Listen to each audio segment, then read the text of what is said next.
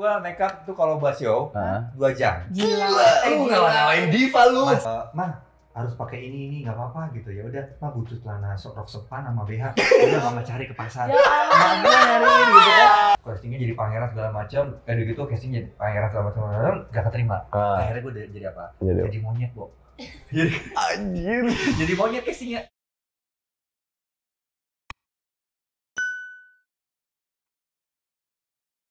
Ibarat judul FTV Indosiar, judul yang tepat adalah wanita cantik yang kutemui malam itu sekarang menjadi suamiku. Coba ulang. Wanita cantik. Wanita cantik yang kutemui malam itu sekarang menjadi suamiku. Asli. Ada Bobby Tinjo dan juga Anissa. Bobby ini punya 2 dunia yang berbeda. Dunia yang sangat bertolak belakang, guys. Jadi kayak amfibi ya, Bo. Hebat loh dia. Tapi judulnya bener loh. Gue ketemunya tapi bukan wanita, lelaki waktu itu. Jadi ketemunya waktu itu malam-malam memang. Depan ruko dia kan kerjanya di dekat rumah lah. Ketemunya malam-malam. Jadi kok kan jadi lagi posisi jadi laki-laki ya? Laki-laki, tapi tetap pakai gamis. Tapi emang bener pakai gamis ya. Waktu itu abis pakai baju koko yang panjang gitu. Waktu itu masih terinspirasi sama Nazar. Gitu.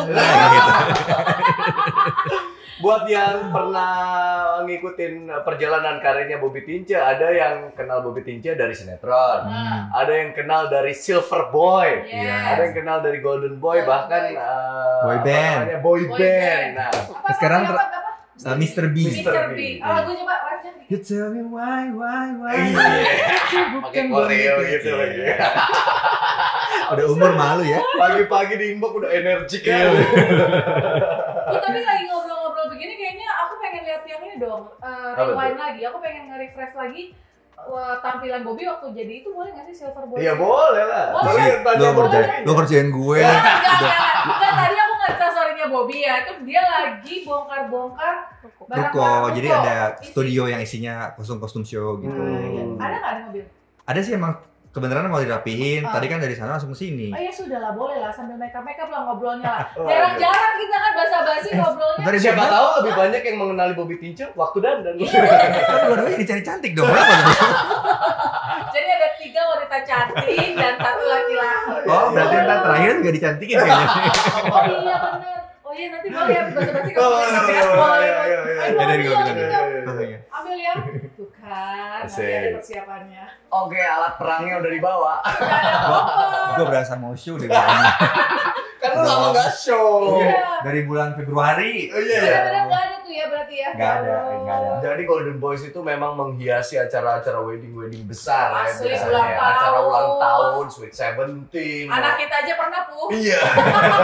Jadi Enggak, waktu lu masih gadis. Oh iya, jadi gini gue guys. Pernah. Jadi waktu aku ulang tahun ke-23 itu zaman Mbah Latte ya. Beliau ini udah jadi Inul. Zaman dulu. Udah dancer nyadari jadi Inul. Terus pas ulang tahun Ara sama Amel jadi apa kemarin? Katy Perry. Ya Allah. Dengan Golden Boys-nya itu ya Allah. Dan mungkin orang di eranya Dub Smash itu sering lihat di sosmed ya, teman-teman Golden Boys itu ada aja kelakuannya. Iya. Lu lip sync. Yang lain pada kemana sekarang? Yang lain sekarang pada sibuk, ada yang bikin ini lari ke instruksi Zumba, ada yang jadi bikin wedding organize yang di kampung-kampung tapinya sama perabotan dan lain-lainnya gitu. Terus ada juga yang bikin makanan online gitu. Oh, kalau Nisa sama Bobby selama kemarin pandemi ini ngapain aja kan dia nggak? Sebentar Bu, ini gue langsung mulai apa Oh, enggak? Iya. Lu biasanya berapa lama makeup? Gue makeup tuh kalau buat show 2 jam. Gila. Lu ngalahin diva lu. Masalahnya kan kalau ketemu klien tuh kan langsung pengantinnya gitu. Apa kabar? Itu kan urat-urat harus ditutupin. Jadi gue ada. Jadi lu pakai foundation sampai tangan-tangan? Ada foundation khusus. Jadi ntar warna kulitnya tuh agak samar gitu kan. Taburin glitter lagi, belum lagi jepitan harus ngumpet-ngumpet, itu kan agak repot gitu loh. Itu makan waktu gitu. Belum lagi sumpelan biar Sumpelan. Lo gak tau isinya apa? Susu basi. Oke, kalau kita tantang waktu Jangan beberapa menit gitu. 15 lah. 15 cukup emang buat dandan. Kayaknya 15 bisa menit lah. jadinya kayak ibu-ibu jagal tuh.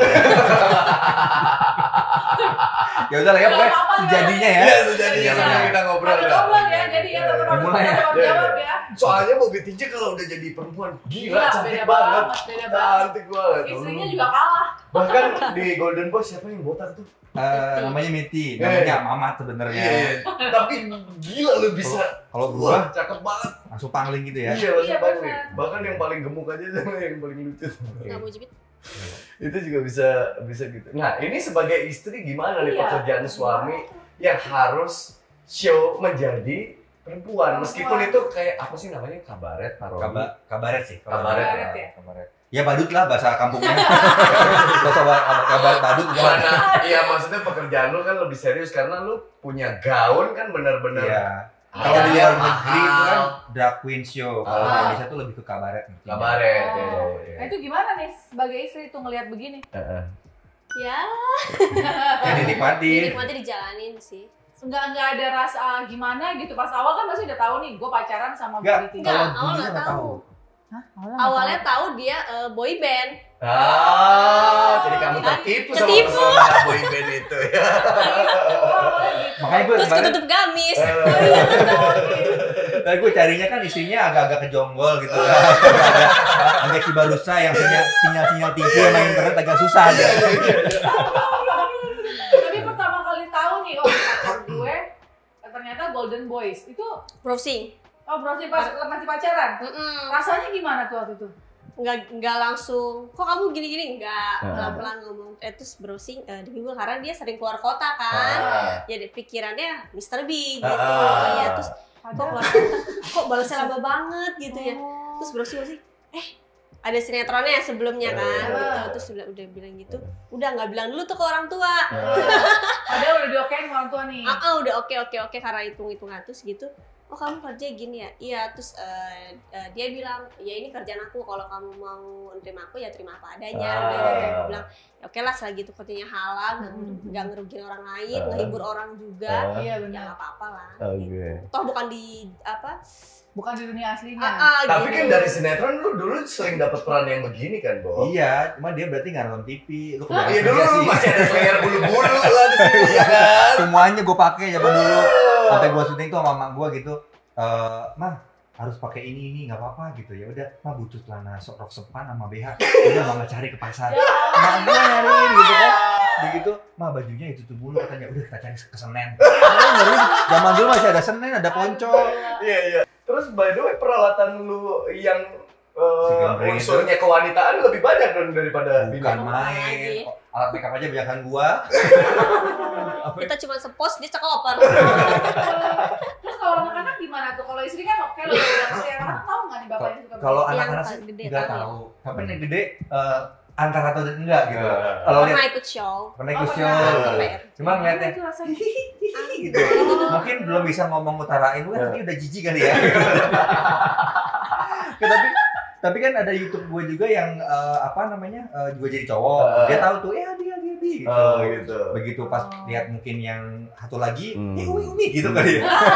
Dari Tapi Abi dari emang- Umi. Emang dilematis sih Bob ya. Maksudnya ini dibilang pekerjaan halal ya halal gitu. Halo, iya benar. Sebenarnya sih gue di umur gue yang sekarang, sebenarnya emang gue udah kurang-kurangin. Mm-mm. Jadi ada beberapa klien gue itu gue bilang kalau mau misalnya anak-anaknya aja gimana. Tapi kebanyakan Anggota. sering gue punya. Iya, yang Kuas basuhnya mana dia? apa? Kuasa. Blast on. Mana gue tahu yang blast on yang mana nih. Kuas blason. Yang mana ya? Ya udahlah yang mana aja ya. Yang mana aja. Lah. Oh iya itu aja. Terus Gue pink banget. Aku nggak pernah pakai pink kayak gini. Pas tau deh, lihat deh pink. Pink banget. kalah ini Tasya Farasya Iya sama benar. kalah. Oh iya Tasya tuh lewat. Nggak, biar kesannya selalu happy. Iya. Apa buat? Baik. Tapi waktu lu pertama kali nyemplung kan berawal dari Silver Boys. Dulu Silver Boys. Waktu itu tuh karena memang itu keinginan lu atau Jadi gue nggak ada pilihan nih gitu. Jadi cerita panjang banget. Gua sekolah di Bogor, tinggal besar di Bogor. Waktu kecil gue sempat di Jakarta, tapi gue gede di Bogor. Dari Bogor gue dapat beasiswa di kuliah di Jakarta. Di Jakarta gue lantai 6-nya London School, lantai 8-nya gue tuh perhotelan. Udah gitu kalau turun ke tempat makan basement itu ada tuh Korea, ada Filipina, ada siapa-siapa segala macam. Sudirman, Darmala gitu kan. Ada model-model siapa. Terus termotivasi lagi tuh, enaknya jadi artis, pakai mobil, baju keren rapi. Gue cuma pakai alma mater hitam putih tau gak? Yang minder duduknya di pojok aja gitu kan. Gak bisa gabung, kantin penuh sama mereka semua gitu kan. Satu hari gitu ketemu kakak senior di lift gitu yang dandannya tuh kayak mereka gitu kan. Kok Kak London School ya? Enggak, gue perhotelan juga gitu. Kok dandannya kayak ini? Iya kan gue penari, dia bilang gitu. Gue kan dancer. Kata gue. Dancer tuh apa? Gimana Kak? Ya dancer video klip yang di TV yang jadi dangdut gitu lah. Gitu. Lo kalau mau dapet uang tambahan, dia bilang jangan ngandelin di sini. Dia bilang lo jadi ini aja, dancer aja kayak gua di mana gitu. Ya udah, ikut aja sama gua. Dibuatlah surat lamaran kerja. Gua ke Dufan lah gitu. Dari depan kampus gua ke Dufan itu cuma naik zaman dulu bis PPD apalah 1.000 perak nyampe. Gua jalan kaki dalam, set, gua dites, gua keterima karena gua tinggi. Jadi penari Dufan. Mending penari badut, Wak. Jadi badut dulu. Udah jadi gua tuh cerita panjang deh pokoknya. Jadi gua jadi badut.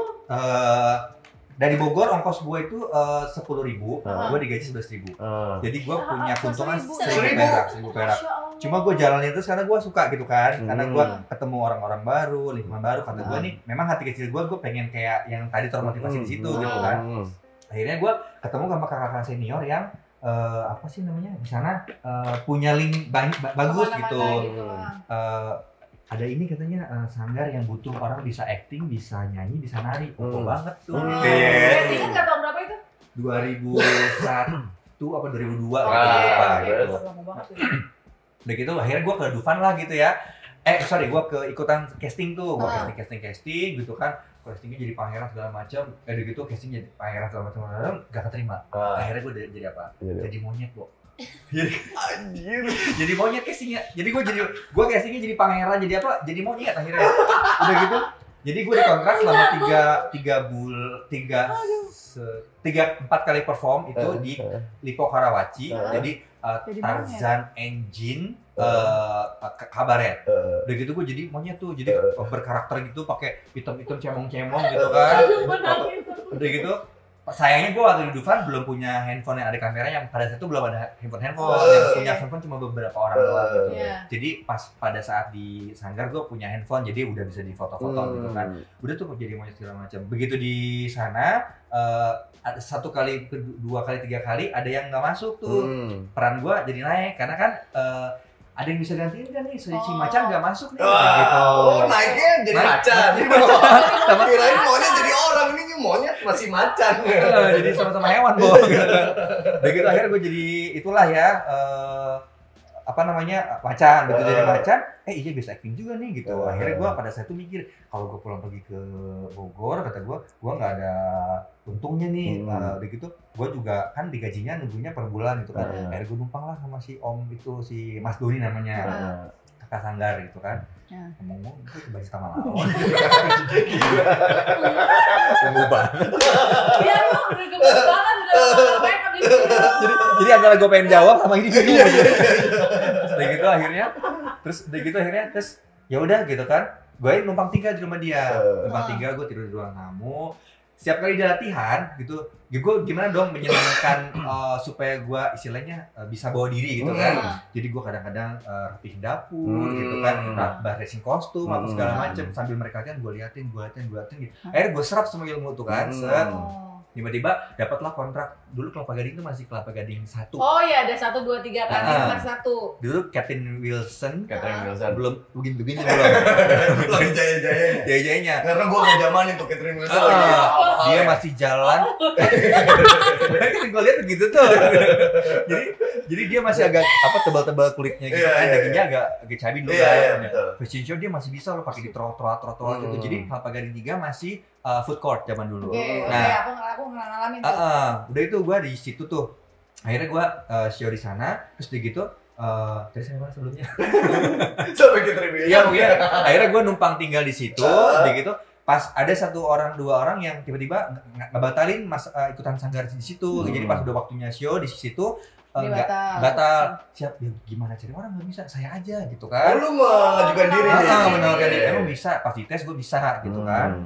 Udah gitu, udah akhirnya oh iya ternyata bisa ya gitu. Ya udah akhirnya gue jadi kru juga, gue jadi pemain juga. Udah gitu akhirnya gue Terus apa hubungan sama Catherine Wilson? nanti gue ngasih tahu gitu ya.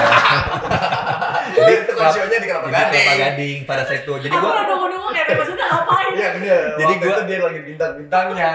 Jadi waktu itu gue pokoknya gue udah dapet kontrak, akhirnya gue numpang tinggal di situ, kerja di situ banyak gitu. Akhirnya gue sana sini gue di mall jadi kompleknya di Galaxy Bekasi, mall MM deket tuh situ. Dapat kontrak juga di situ, dapat kontrak juga di mana-mana. Mainnya dari mall ke mall.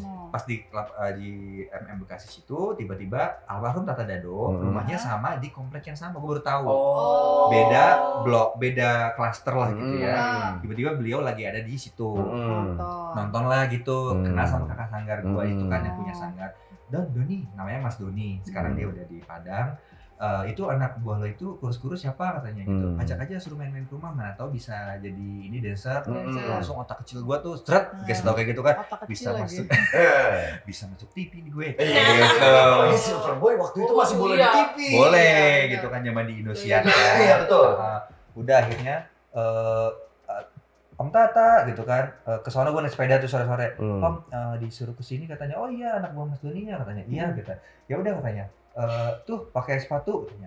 Gue pikir gue udah paling bagus di sanggar gue gitu kan. Nggak bisa, jalan masih kaku. Masih kaku katanya. Satu cewek tuh. Iya. Coba sebentar, dipanggil tuh si mbaknya kan. Gue dipakein punggung-punggungan, pakai shirt, pakai topi-topian keras dari Papergrass. Isinya 10 kemoceng kalau nggak salah gitu. Jalan seluruh ujung ke ujung. Berat banget. Gue jadi kayak nggak seimbang gitu. Masih kaku katanya gitu. Gue pikir gue udah paling bintang di sana gue gitu kan. Gak ada apa-apanya gitu. Udah latihan lagi aja. Cara gitu. Udah latihan tuh sampai 3 bulan. Dididik. Akhirnya gue lumayan bisa diajakin lah show tahun baru. Gitu akhirnya jadi tahu masukin ke Indosiar TV, jadi jadi kan percaya dia muncul tuh. Akhirnya gue nggak numpang tinggal lagi di situ, di sanggar situ. Gue punya uang, gue sewa tempat ngekos di Mas Mansur Tanah Abang. Mulai sebelah kamar gue itu dia pamannya agensi cewek itu kan, lihat Kak dunia entertainnya mendingan kenal sama om aku aja, om aku itu punya agensi dia bilang gitu. Agensinya gimana gitu. Casting Kak, casting buat iklan atau gua casting dong. Jadi dari uang yang ada tuh gua naik bajai ke Kemang, ke Pasar Baru, kemana. Tidak diterima. Jadi cuman gue inget banget gue. Wah, Samsung Plano gitu kan. Udah gitu. Udah Mas gitu dong. Udah gitu. Mana hujan, mana apa. Dulu sekarang ada Gojek enak kan ya.